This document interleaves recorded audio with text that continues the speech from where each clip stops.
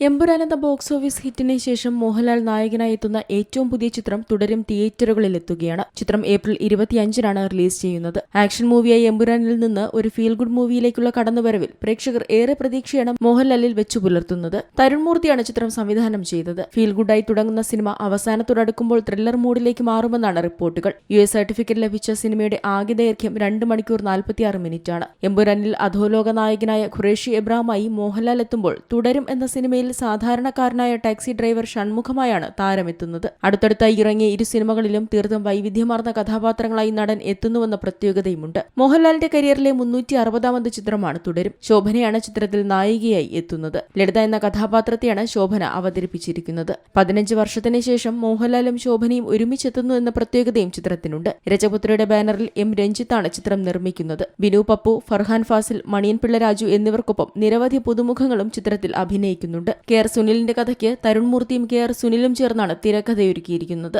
പല ഷെഡ്യൂളുകളായി 99 ദിവസത്തെ ചിത്രീകരണമാണ് തുടരുമെന്ന സിനിമയ്ക്കായി നടന്നത്. Entertainment desk, Zee Malayalam news.